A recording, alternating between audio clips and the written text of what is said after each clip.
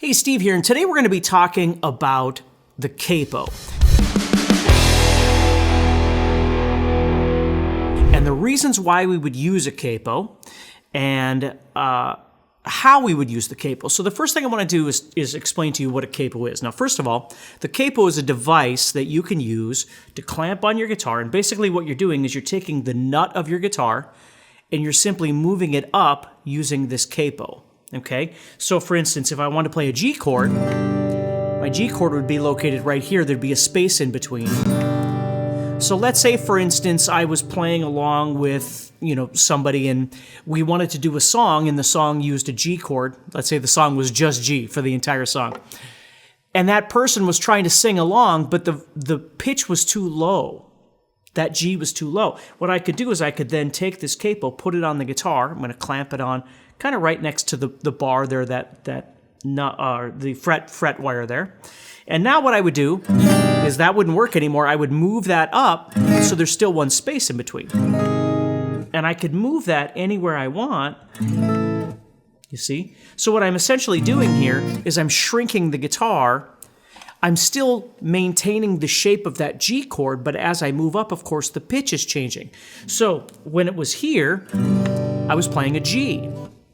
If I clamp it on the first fret and move up a fret, even though it looks like a G in my eyes, it's no longer the pitch of G, okay? It would be one higher, which we would call G sharp or A flat if you know your theory. And if you don't, it's okay. But that's what it would be. If I move up again, now this G shape that we're looking at here would sound like A. It doesn't look like A anymore, but that's the pitch that we would be playing. So if a piano player heard that and wanted to match that, they'd have to play an A. If I move up again, they'd have to play A sharp or B flat. If I move up again, they'd have to play a B. So what we're essentially doing here is we're shrinking the guitar neck.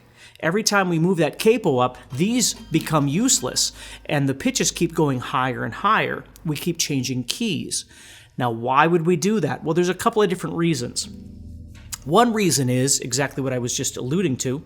Let's say we had a song that was using G, C, and D, right? So we're going to be playing for a wedding, and I've got a G chord and a C chord and a D chord. So I learned this song for this wedding. Okay, I'm going to be playing guitar for this wedding. So I'm playing.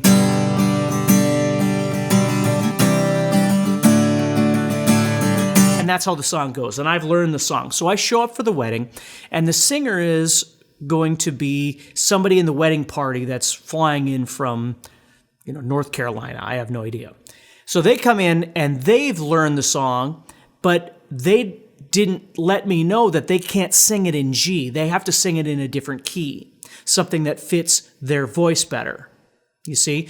Or maybe we show up and they don't know what key they're singing it in, but we start trying to practice this thing and realize that the key of G that the song is in isn't working for their voice. These are all real things that happen in real time when you do performances. And so what's great about a capo is very quickly then, because you've learned this song a certain way, instead of trying to revamp the way you're thinking of it in your head, it's wedding day, you don't want to make any mistakes, you want to maintain the same chordal structure, G, C, and D, but you have to find a key that they can sing in. So that's when you start doing, okay, well, let's try this. How does that feel? No, it's still too low for my voice. Okay, well, let's move up a little bit further. How about this? And they say, oh yeah, that works great. That fits my voice. Okay, well now we've solved the problem. So we can still play G, C, and D in our mind the way that we've memorized this, whatever's going on there. And they can sing it in a key that is comfortable for them. And again, this is a real thing that happens. Another reason why we do this is because on the guitar, open chords have a distinct sound. Again, if I go back to this G, play that, it sounds different than if I was to play it as a bar chord.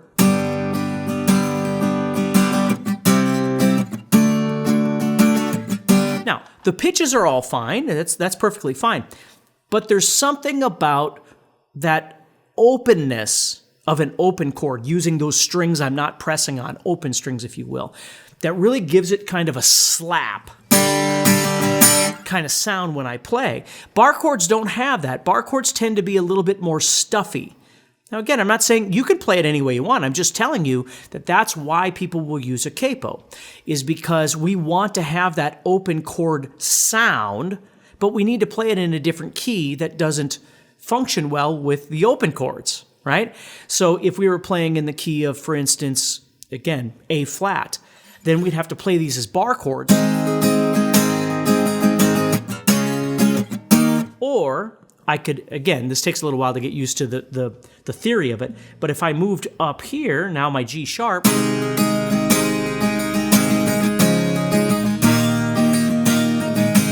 I'd still be able to maintain that open chord sound using a capo. Now, the argument used to be, and I certainly believed that argument when I was younger, was, well, people only use capos because they don't know their bar chords or something like that. So it's a cheater.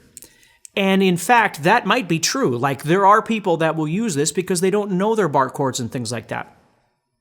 And again, that's okay. If I'm teaching a beginning guitar class and we've learned, G, C, and D, but we want to play some other songs, I will absolutely teach them how to use a capo, not because I don't want them to learn how to play bar chords or whatever the case may be. It's because I want them to have fun. Like, I want them to be motivated to play. And if using a capo and moving it up, if I put it here and I play,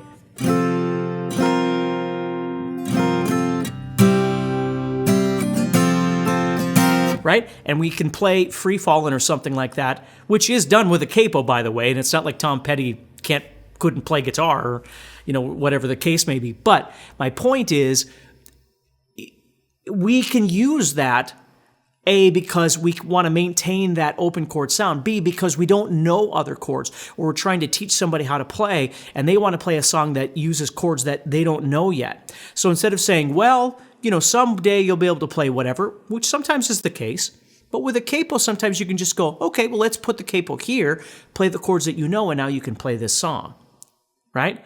So we've got moving the capo to maintain the chordal structure that you've memorized, but yet play along with maybe a vocalist that needs to change the key, or another, musician that needs to change the key for a certain reason. That's a valid reason. Number two, because we like the sound of those open chords, as opposed to a bar chord or something like that. It's a great reason. Number three, because we don't know other chords, and these are the chords that we know at this point, but we still want to be able to play songs. These are all valid reasons for using a capo. And all you have to remember is the capo, again, is really like the nut. You're just moving it up as you go. But you also need to know that every time you change, even though visually it looks like the same chord, it is not the same chord, because we can tell, obviously, that the pitch changes when we move it. So you have to be aware that there's the guitar way of thinking, and then there's the real world. The guitar way of thinking is it's a G chord no matter where I go, because it looks like a G, and that's not true. It's only G when it's here, and you're tuned standard. Your guitar is tuned the proper way.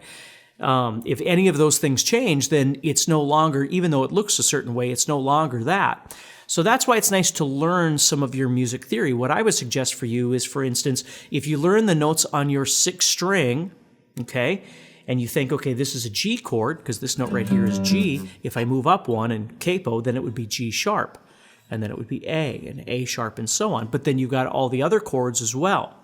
So another thing that you can start memorizing is some of your theory. If you start learning some basic theory, like if I'm in the key of G, what's my first chord? What's my second chord? What's my third chord, fourth chord, fifth chord, and so on. You can actually learn some really great shortcuts with learning that kind of theory, where you go, oh, so G, C, and D is actually a really common chord progression. So if I put a capo on here, it's still that really common chord progression, but now I'm in the key of, B flat in this case, or A sharp, whatever you want to call it. Most people would call it B flat, but that's another step that you could go on from here to start understanding a little bit about what you're doing and how it actually works. Thank you for watching this video. If you're enjoying this video and you'd like to support the channel so we can continue to bring you more free content, please take a moment to subscribe to the channel and turn on notifications, and let me know what you think in the comments below. Also, if you'd like more in-depth training and courses, go to GuitarZoom.com and get started for free today.